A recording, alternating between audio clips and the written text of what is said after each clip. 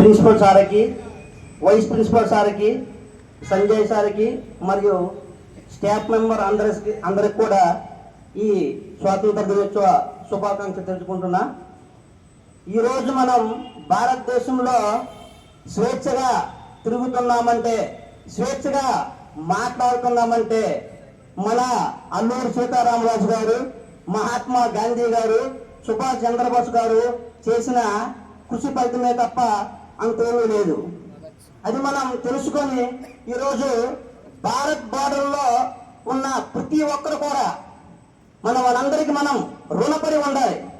ఎందుకంటే వారు కుటుంబాన్ని విడిచిపెట్టి, తిండి తిప్పలు విడిచిపెట్టి ఈరోజు మనకి వాళ్ళకి సేవ చేయబట్టే ఈరోజు మనం ఇక్కడ రుచిగా సంతోషంగా మన భార్య బిడ్డలతో మన కుటుంబంతో స్వేచ్ఛగా ఉంటున్నామని ప్రతి ఒక్క స్టూడెంట్ కూడా గ్రహించవలసిన అవసరం ఉంది. తర్వాత మనం ఈరోజు 5 పూట్లు 3 పూట్లు కూడా 5,000 నోటికి వెళ్తున్నాయంటే రైతు ఫలితం ఉంది, రైతు కృషి ఉంది. ప్రతి ఒక్కరు కూడా రైతుని గౌరవించాలి. ప్రతి ఒక్కరు కూడా రైతుని కంపల్సరిగా 100% రైతుని గౌరవించాలి. మరియు మన భారతదేశంలో ఉన్న ప్రతి సైనికుడిని గౌరవించాలి. దాంతో పాటు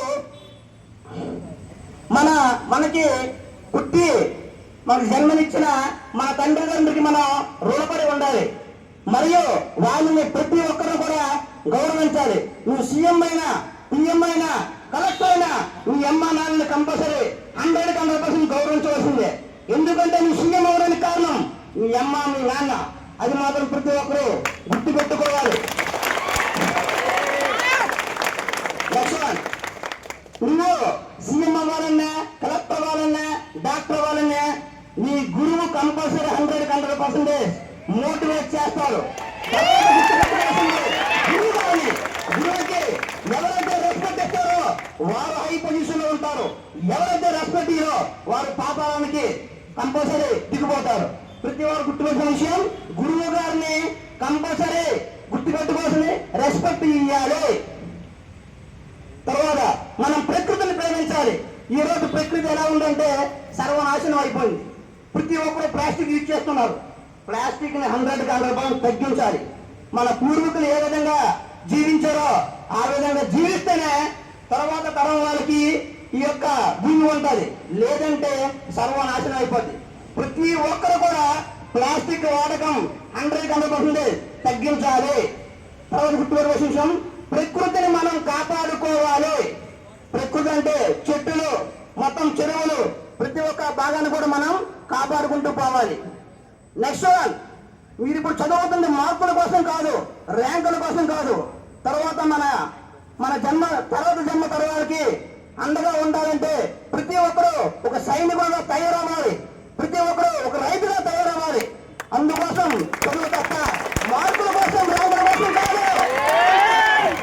మార్క్స్ వ్యవస్థ డైరెక్ట్ చేస్తే మార్క్స్ వస్తాయి.